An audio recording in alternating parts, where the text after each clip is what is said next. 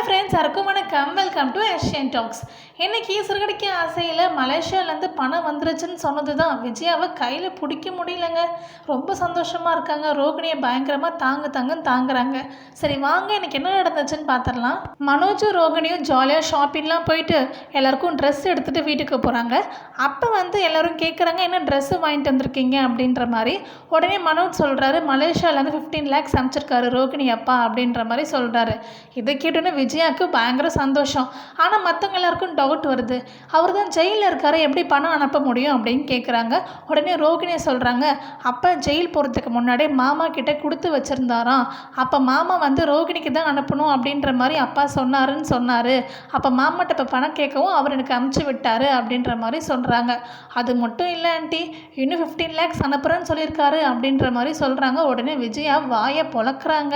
இந்த விஷயத்தை எல்லாருமே நம்புகிறாங்க. நான் முத்துக்கு மட்டும் டவுட் வருது.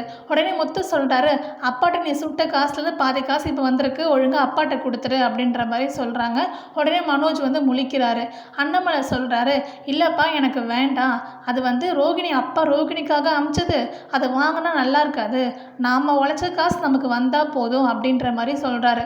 இதை கேட்டோடனே மனோஜ் சொல்கிறாரு, அப்பா உங்கள் காசை நான் ஏமாற்றணும்னு நினைக்கலப்பா, இந்த காசை வச்சு நான் பிஸ்னஸ் பண்ண போகிறேன், அதில் சம்பாரித்து கண்டிப்பாக உங்கள் காசை நான் திருப்பி கொடுத்துட்றேன்ப்பா அப்படின்ற மாதிரி சொல்கிறாரு. இதை கேட்ட உடனே அண்ணாமலைக்கு சந்தோஷமாக இருக்குது. ஆனால் அவர் கேட்குறாரு, என்ன பிஸ்னஸ் பண்ண போகிறேன் அப்படின்னு. மனோஜ் சொல்கிறாரு, நான் ஒன்றும் முடிவு பண்ணலப்பா அப்படின்னு. எல்லாருக்கும் ஷாக் ஆகிடுச்சு. அண்ணாமலை அதுக்கப்புறம் அட்வைஸ் பண்ணுறாரு, இங்கே பாரு, உனக்காக ரோகிணி அப்பா அவர் ஜெயிலில் இருந்தாலும் பணம் அமைச்சிருக்காரு, அந்த காசை உருப்படியாக ஏதாவது ப்ராப்பராக யோசித்து நல்ல முடிவாக எடுத்து ஒரு நல்ல பிஸ்னஸாக பண்ணு அப்படின்ற மாதிரி சொல்கிறாரு. உடனே விஜயா சப்போர்ட்டுக்கு வராங்க. அதெல்லாம் அவங்க சூப்பராக பண்ணுவாங்க, இதுக்கப்புறம் பாருங்கள் மனோஜுக்கு எல்லாமே நல்லது தான் நடக்கும் அப்படின்ற மாதிரி சொல்கிறாங்க. அதுக்கப்புறம் என்ன, எப்போ போல் விஜயா மீனாவை அதிகாரம் பண்ண ஆரம்பிக்கிறாங்க. மீனா நீ போய் ஜூஸ் போட்டு வா, அவங்களாம் களைப்பாக வந்திருப்பாங்க அப்படின்னு சொல்கிறாங்க. உடனே முத்துக்கு கோவம் வந்துருச்சு. மீனா நீலாம் போடக்கூடாது மீனா, இன்னும் காப்பு கழட்டவே இல்லை, இன்னும் பரிகாரம்லாம் இருக்குல்ல அப்படின்ற மாதிரி சொல்கிறாரு. உடனே விஜயா அதான் இப்போ பணம் வந்துருச்சுல்ல, நாளே போய் போட்டு வரமா அப்படின்ற மாதிரி சொல்லிட்டு போயிடுறாங்க. பணம் வந்தால் சாமிக்கு பரிகாரம் கூட கிடையாது போல். மீனா கிட்ட முத்து சொல்கிறாரு, எனக்கு என்னவோ டவுட்டாக இருக்குது, நீ என்ன நினைக்கிற அப்படின்னு கேட்குறாரு. மீனா இதில் சந்தேகப்பட வேண்டியது இருக்குது, அவங்க அப்பா அவங்களுக்கு பணம் அனுப்பிச்சிருக்காங்க, அதான் ரோகிணி தான் தெளிவாக சொன்னாங்கல்ல அப்படின்ற மாதிரி சொல்கிறாங்க. உடனே முத்து கேட்குறாரு, எனக்கு அந்த மலேசியா மாமா மேலே டவுட்டாக தான் இருக்குது, அவரை பார்த்தா மலேசியாவிலேருந்து வந்த மாதிரியே தெரியல, எனக்கு என்னவோ இதுங்க ஃப்ராடு வேலை பார்த்துருக்குங்கன்னு தோணுது அப்படின்ற மாதிரி முத்து கரெக்டாக சொல்கிறாரு.